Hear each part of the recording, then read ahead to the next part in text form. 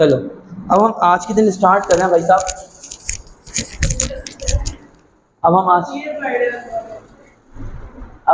अल्लाह किसी ज़माने में आप बहुत चीज़ें पढ़ते थे यार। चलो हम आज के दिन अब स्टार्ट कर रहे हैं कि पेट्रोल स्ट्रेट यूज़ का क्यों नहीं है, उसके ऊपर एक प्रोसेस है, वो प्रोसेस कहलाता है रीफॉर्मिंग ऑफ गैसोलीन। और रीफॉर्मिंग ऑफ गैसोलीन के बाद हम लोग एक और टॉपिक पढ़ेंगे, उस टॉपिक का नाम है क्रैकिंग। क्रैकिंग ठीक है। क्या कर रही हो लड़की, क्या कर रही हो? चलो सबसे पहले मैं आपको रिफॉर्मिंग ऑफ गैसोलीन का बताता हूँ। देखो आज से ज़्यादा आप पीछे ना जाओ, बल्कि आज से आप 1970s तक चले जाओ। 1970s से पहले 1970 से पहले जो पेट्रोल यूज़ होता था, उस पेट्रोल का ऑक्टेन नंबर कम होता था। आप बोलोगे ऑक्टेन नंबर क्या होता है, तो मैं आता हूँ सब चीज़ों में आता हूँ। कायदे आज़म के ज़माने में जो गाड़ियाँ चलती थी, उन गाड़ियों के अंदर जो पेट्रोल डाला जाता था, वो पेट्रोल इतना अच्छा नहीं होता था क्वालिटी के हिसाब से। गाड़ियाँ प्यारी होती थी, कायदे आज़म भी बड़े प्यारे थे, आज भी कायदे आज़म चलते हैं हर जगह, सही है, लेकिन पेट्रोल इतनी अच्छी क्वालिटी का था नहीं। रिफॉर्मिंग ऑफ गैसोलीन के अंदर समझाता हूँ। मैं क्या बताता था कि ऑक्टेन नंबर क्या होता है। ऑक्टेन नंबर आप एक नंबर समझ लो, ये नंबर क्या बताता है, क्वालिटी ऑफ गैसोलीन। आसान अल्फाज में बता रहा हूँ, कोई लंबी चौड़ी इसके पीछे डेफिनेशन बता नहीं रहा। हालांकि ऑक्टेन नंबर इतनी आसानी से निकलता नहीं है। किसी भी गैसोलीन का आप सैंपल उठाओ तो उसकी एपीआई ग्रेविटी, उसकी specific gravity, melting point, boiling point और पता नहीं क्या क्या चीज़ें, डेंसिटी, हर चीज़ें चेक करने के बाद फ्लैश पॉइंट, फायर पॉइंट, सब कुछ निकालने के बाद एक ऑक्टेन नंबर निकाला जाता है। उस ऑक्टेन नंबर से पता लगता है कि इस गैसोलीन की एफिशिएंसी कितनी है, ठीक है। तो अब इस ज़्यादा होगा, जितना ज़्यादा ऑक्टेन नंबर होगा उतनी ज़्यादा एफिशिएंसी होगी। अब हम ऑक्टेन नंबर के आगे पीछे अपने पेट्रोल को लेके चलेंगे, आपको समझ में आएगा। तो 1970 से पहले जो पेट्रोल यूज़ होता था, उसका ऑक्टेन नंबर होता था 17 के आसपास।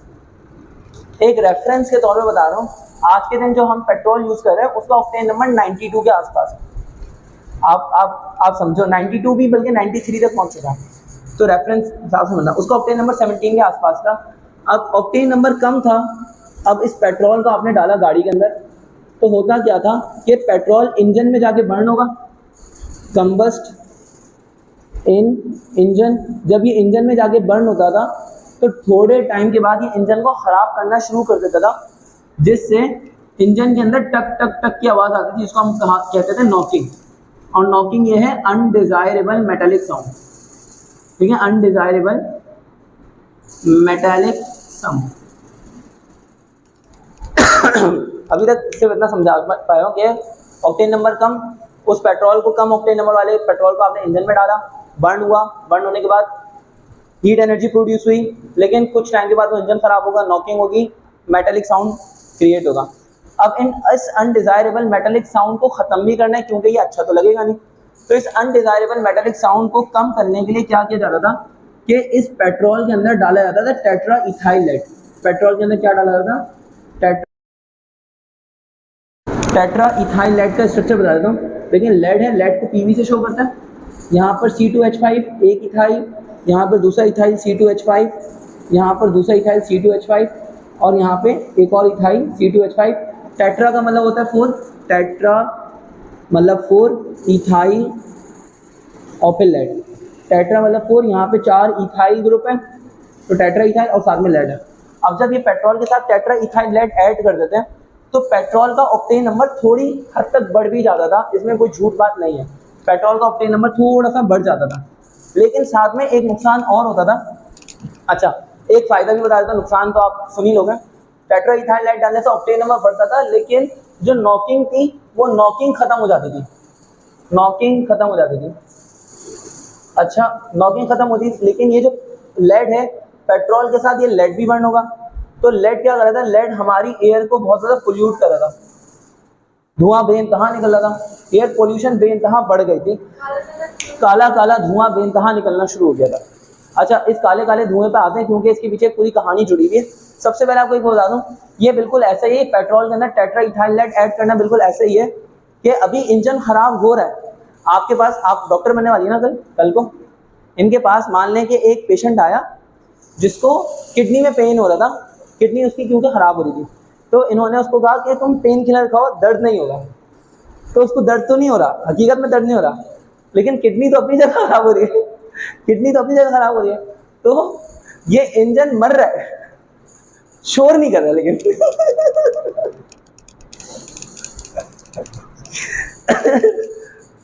तो बहरहाल ये नॉकिंग तो खत्म हो रही है, लेकिन ऑक्टेन नंबर बढ़ नहीं पाया, जो कि मेन चीज़ है। अब टेट्राइथाइल ऐड करने से लेड का धुआं बहुत ज़्यादा बढ़ना शुरू हो गया था, तो हम लोग तो उठते नहीं थे। 1970s के अंदर ना इंग्लैंड के अंदर डेनमार्क के अंदर और वेल्स के अंदर, ये जितने भी कंट्रीज थे, 4-5 कंट्रीज के अंदर इतने बड़े बड़े पैमाने पे प्रोटेस्ट होना शुरू हो गया कि लेड को बंद करो, लेड को बंद करो, लेड का यूज़ पेट्रोल में बंद करो, ये वो वगैरह वगैरह। अब जितनी भी पेट्रोल की कंपनीज हैं उन्होंने इसके आगे तो कुछ और सोचा ही नहीं था। टेट्राइथाइल लेड को तो उनको यूज़ करना नहीं था, अगर क्या नाम है वो यूज़ नहीं करेंगे तो उनकी कंपनी सारी बंद हो जाएंगी, नहीं तो कोई और तरीका इन्वेंट करना पड़ेगा। प्रोटेस्ट इतने बड़े कि कुछ पेट्रोलियम कंपनीज को लगा कि उनकी कंपनी अब बंद हुई कि तब बंद हुई। बहरहाल उन्होंने बैकअप के तौर पे बहुत सारी रिसर्चेस करना शुरू कर दी थी कि ऑक्टेन नंबर कैसे बढ़ाया जाए। तो वो एक बहुत सारे एक्सपेरिमेंट्स कर करके इस प्रोसेस पहुँचे कि अगर हम जो गैसोलीन है इसके स्ट्रेट चेन से इसको ब्रांच चेन में कन्वर्ट कर लें तो पेट्रोल का ऑक्टेन नंबर खुद ब खुद बढ़ जाता है। क्या रीजन है उसको हम लोग समझेंगे, लेकिन वो हमारी टेक्स्ट बुक में है नहीं। हमारे पास गैसोलीन जो है ना वो ऑक्टेन, अगर मैं लेट से n ऑक्टेन ले लेता हूँ, ऑक्ट मतलब आप समझ लें, ऑक्ट का मतलब होता है 8 कार्बन। अभी हमने ये चेन, ये जो नंबरिंग है ना, ये हमने सीखनी है। अगर मैं n ऑक्टेन लूँ, n से मुराद होता है नॉर्मल ऑक्टेन। जहाँ भी आप n देखेंगे तो n से आप फौरन समझ जाएगा कि ये नॉर्मल ऑक्टेन है। अब हमारे पास 8 कार्बन है, 1 2 3 4 5 6 और 7, 8 कार्बन हो गए, ठीक है। हमने ये भी पढ़ा था कि हर कार्बन की 4 वैलेंसीज होती है, वो 4 जगहों से 4 हाइड्रोजन से 4 जगहों से बॉन्ड बना सकता है, 4 शादियां कर सकता है। अब ये जो कार्बन है उसका एक बॉन्ड बना हुआ है, तो यहाँ पर 3 हाइड्रोजन आएंगे, यहाँ पर 2 हाइड्रोजन आएंगे, यहाँ पर 2 हाइड्रोजन आएंगे, ठीक है। यहाँ पे भी 2 हाइड्रोजन, इधर भी 2 हाइड्रोजन। आप हाइड्रोजन सारे काउंट कर लेगा क्योंकि अभी काम आने वाले हैं। हाइड्रोजन और यहाँ पे 3 हाइड्रोजन। तो आप अगर देखेंगे तो ये C8 और हाइड्रोजन आप गिनती कर लेगा, ये हाइड्रोजन 18 होंगे, ठीक है। अब उन्होंने इस नतीजे पहुंचे कि अगर हम इसको क्या करें, हम इसको स्ट्रेट के बजाय हम इसको ब्रांचेस में कन्वर्ट कर लें। ब्रांचेस में कैसे कन्वर्ट करेंगे, तो हमारे पास यही कार्बन है, 1 2 3 4 5 कार्बन, 6 7 और 8 कार्बन में हम इसको इस तरह से कन्वर्ट कर लें तो पेट्रोल का ऑक्टेन नंबर खुद ब खुद बहुत ज़्यादा बढ़ जाता है। इनफैक्ट इतना बढ़ा था कि 17 से डायरेक्ट 82 पे जंप मार गया था, इतना लंबा जंप। अब यहाँ पे बैलेंसेस को फिल करें, यहाँ पे कितने हाइड्रोजन आएंगे, 3, यहाँ पे 3 आएंगे, यहाँ पे 1, यहाँ पे 2, क्योंकि इसने 2 जगहों से बॉन्ड बनाया, यहाँ पर 3, यहाँ पर 1 भी नहीं आएगा, यहाँ पर 3 आएंगे और यहाँ पर कितने आएंगे, 3 आएंगे। अब हाइड्रोजन को गिनती कर लो, 3 3 6 3 9 9 2 11 1 12 12 और 6 18, तो 8 कार्बन अभी भी हैं, 1 2 3 4 5 6 7 8 कार्बन अभी भी हाइड्रोजन 18 हैं। तो देखो सेम फार्मूला है, लेकिन ऑक्टेन नंबर बढ़ जाता था तो नॉकिंग खुद ब खुद खत्म हो जाएगी।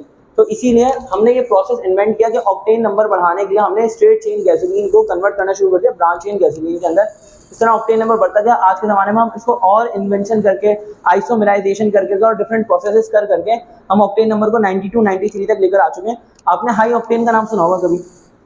हाई ऑक्टेन क्या होता है? हाई ऑक्टेन भी पेट्रोल ही होता है, लेकिन उसका ऑक्टेन नंबर नॉर्मल पेट्रोल से ज़्यादा होता है। हम उसको अगर गाड़ियों के अंदर डालते हैं, मतलब लॉन्ग रूट्स पे जाने के लिए हम हाई ऑक्टेन का यूज़ करते हैं, तो हम लोग उसको गाड़ियों के अंदर डालते हैं मिक्स करके नॉर्मल पेट्रोल के साथ, क्योंकि वो थोड़ा महंगा होता है।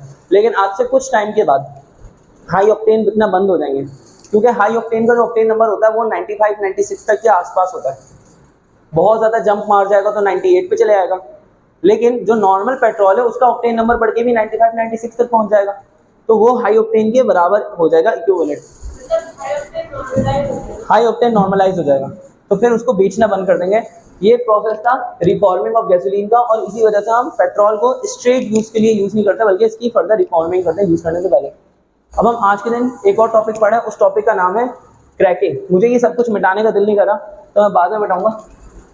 क्रैकिंग के अंदर हमने ये पढ़ा था लास्ट वीडियो के अंदर हमने ये पढ़ा था कि अगर मेरे पास मेरे पास एसफॉल्ट, टार वगैरह, ये जो नॉन वोलेटाइल सॉलिड्स हैं या नॉन वोलेटाइल लिक्विड्स हैं, अगर वो मुझे ज़्यादा मिलेंगे तो ऊपर वाला फ्रैक्शन कम हो जाएगा। ऊपर वाला फ्रैक्शन कम होने का मतलब ये है कि मुझे ओवरऑल नुकसान होगा। तो हम क्या करते हैं क्रैकिंग के अंदर, हम लोग हैवी हाइड्रोकार्बन्स को हैवी हाइड्रोकार्बन्स को ब्रेक करते हैं, हैवी हाइड्रोकार्बन्स को ब्रेक करते हैं इनटू लोअर हाइड्रोकार्बन्स, ठीक है। लेकिन ये काम होता है एब्सेंस ऑफ एयर में, हवा की गैर मौजूदगी में। हाँ, ये आज का आखिरी टॉपिक है। हाँ, एक मिनट रुक जाए, बस ये थोड़ा सी 2 लाइनें लिखने का तब के लिए। चलिए मैं आपको और पढ़ा दूँगा, सही। हैवी हाइड्रोकार्बन्स को हम लोग किस चीज़ के अंदर कन्वर्ट करें, लोअर हाइड्रोकार्बन्स के अंदर कन्वर्ट करते हैं, इसको ब्रेक करते हैं एब्सेंस ऑफ एयर में। साथ साथ में टेम्परेचर हम लोग बहुत हाई रखते हैं, मतलब टेम्परेचर इतना हाई कि आपने देखा होगा कि उसके अंदर जो रिफाइनिंग ऑफ पेट्रोलियम के अंदर हमने सबसे हाईएस्ट टेम्परेचर पढ़ा था वो 400 डिग्री सेंटीग्रेड एंड अबव था, यानी 400 डिग्री सेंटीग्रेड या उसके ऊपर जरा सा आसपास। यहाँ पे स्टार्टिंग टेम्परेचर 760 डिग्री सेंटीग्रेड होता है और स्टार्टिंग टेम्परेचर से और ऊपर जाएगा, ये डबल तक भी जा सकते हैं वाला टेम्परेचर, 760 का डबल भी हो सकता है। बहरहाल हाई टेम्परेचर, मैं यहाँ पे क्या लिखूँ, हायर टेम्परेचर, और साथ साथ में हाई प्रेशर पे ये काम किया जाता है। अब इसकी एक एग्जांपल ले लेते हैं, हमारे पास टेक्स्ट बुक के अंदर एक एग्जांपल है, वो मैं एग्जांपल लिख दूँ। फॉर सपोज ये हैवी गैस ऑयल है हमारे पास, मैं ये एग्जांपल लिखता हूँ, बड़ी अच्छी लगती है मुझे वाली एग्जांपल। हमारे पास है हैवी गैस ऑयल, वो कुछ ऐसा C7H15, फिर आगे लिखा हुआ है C15H30, फिर दोबारा लिखा हुआ है C7H15, ठीक है। उसके बाद हम इसको ब्रेक करें किस चीज़ में, C7H10 plus C7H14 plus C7H18 कर सकते। उसके बाद है C15H30, और यहाँ पर है टेम्परेचर जो है 550 डिग्री सेंटीग्रेड के आसपास है, और यहाँ पर ज़्यूलाइट एक कैटालिस्ट है जो कि यूज़ किया जा रहा है, ठीक है। 9th क्लास में हमने इसका वर्ड यूज़ किया था, पढ़ा था। अब देखो ये इक्वेशन भी थी पूरी, मतलब वो ज़्यूलाइट मेथड जो आपने पढ़ा था ना, वो वाटर के अंदर पढ़ा था, परमानेंट हार्डनेस से टेम्परेरी हार्डनेस में आने वाला और परमानेंट हार्डनेस को खत्म करने के लिए। ये वाली एग्जांपल एज इट इज फिर आपने क्रैकिंग के अंदर ही पढ़ी होगी वो, सही है। तो बहरहाल ये इक्वेशन थी।